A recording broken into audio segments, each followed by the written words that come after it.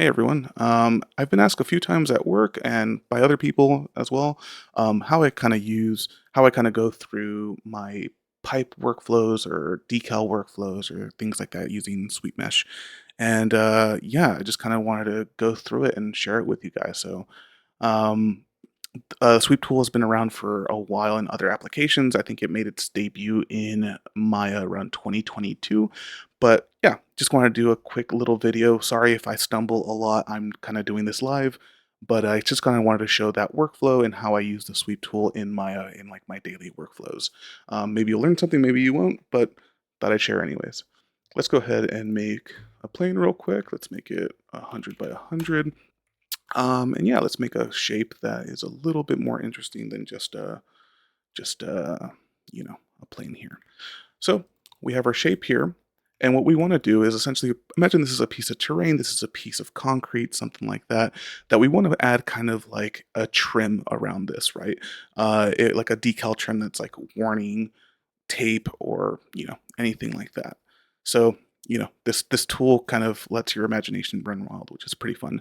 So all I'm going to do is select the edge loops here, and then from there I've made my own little thing on the shelf here. But essentially, if you go to modify, convert, and then polygon edges to curve, it says what it does on the tin. Essentially creates these edges and makes it into a curve.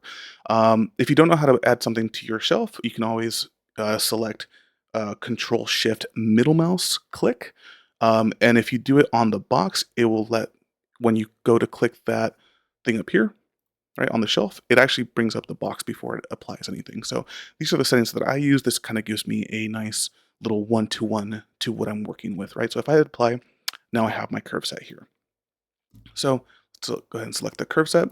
And now it's as simple as going to create Sweet Mesh. And we're presented with this great little UI here. Super intuitive, really easy once you start getting the hang of it.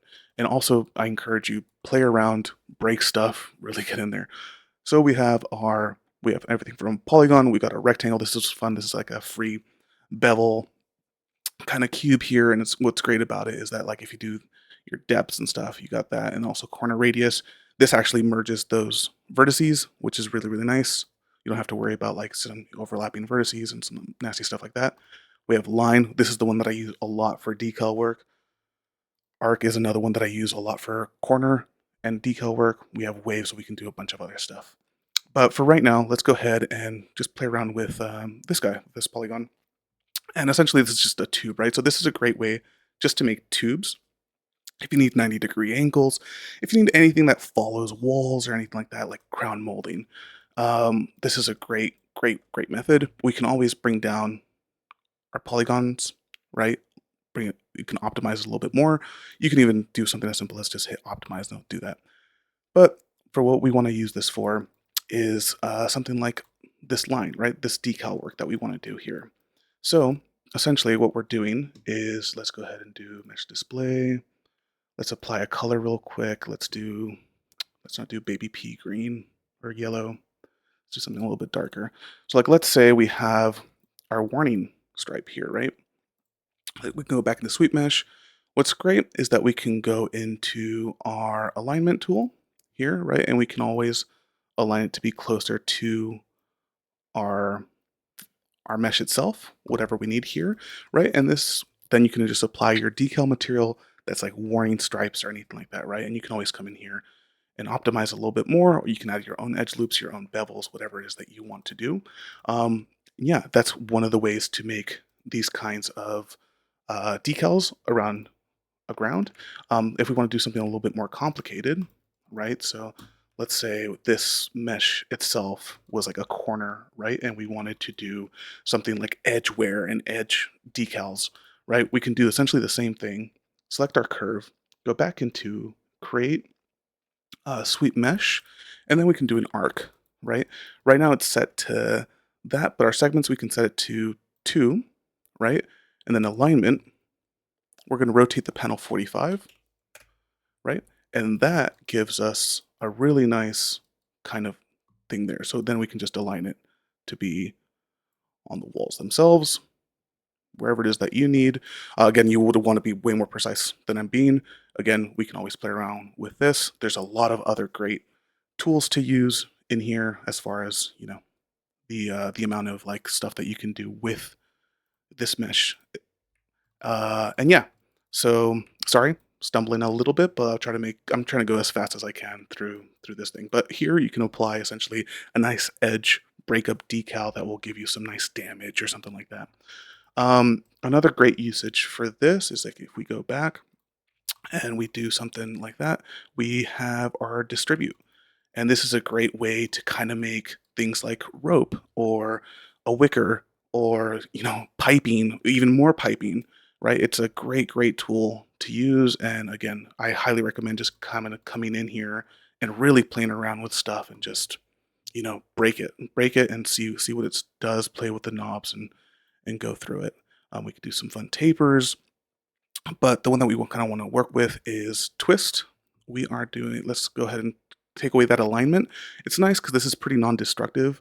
So if we go to twist here, right, our soft cap is 2. Sorry, yeah, it's 2. So let's go ahead and make that like 50. We want to add a lot more subdivisions, and we can twist this to like something like that.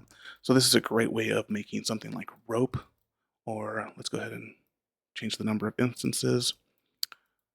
Things like rope, wicker baskets, etc. So we got our scale of our instance. We can bring that down. Some cool, really cool stuff that you can do here. So this is another great way to do cabling and things like that. But for the most part, a really simple way of making rope. If you need this for like a high res mesh, right? Another thing that we can do is, let me get rid of all these. And here's another mesh that I made earlier. It's just like a simple kind of thing. Let's go ahead and just follow the same steps. Again, we don't have to go all the way across to the what's it called, like the edges or anything. We can stop here if we wanted to. As a matter of fact, I'll just go ahead and do that. But essentially what I wanted to show here was, let's go ahead and create our curve. Boom, boom, super simple. We're 1 to 1, go to create, sweep mesh, and then what I wanted to show is kind of how I do, I guess, like cabling, stuff like that would go on like futuristic server racks or anything like that. Something that follows the shape of your kind of wall or anything like that. One really neat thing is that you can actually alter the shape of your primary object, and that sweep mesh will follow along, which is a really, really cool thing, even after you've made your curve. So the nice thing about this, as long as you're not deleting history or anything like that, you can play around with the mesh, the base mesh itself, to impact the curve itself. So let's go ahead and go into our sweep mesh options. Yeah, let's go ahead and do this one, which is like this nice kind of square tube. We can always cap it, things like that if we wanted to, but for right now, for demo purposes, let's go ahead and add a distribution. So we have our radial distribution, square distribution, and linear. So radial kind of goes around the curve, square goes in a square, and linear is what I use for stuff like, cabling that's all following the same kind of way. So what we want to do here is go ahead and rotate this profile 90 degrees, and now it's facing the proper way, and scale this down just a little bit, right? So now we have like our fun little tubes here, right? This mesh is pretty big, so that's why this mesh itself, the actual sweep mesh, is a little bit on the smaller side. But essentially now we have this cabling that goes all the way around, and again we can move our base mesh here, and it follows along. So this is a really fun way of making like really dense cables and stuff like that. You can always come back in and optimize a little bit more, right? And again, you can always, after you're done, you can delete your history, add more bevels here if you want. And yeah, I just thought this was a really, really cool method of making that kind of stuff. Again, as simple as just selecting your edges, making a curve from those edges, create, sweep mesh, and then have at it. I'm gonna go make some dinner. I hope you learned something, or even if you didn't, that's totally fine. Yeah, enjoy. Bye.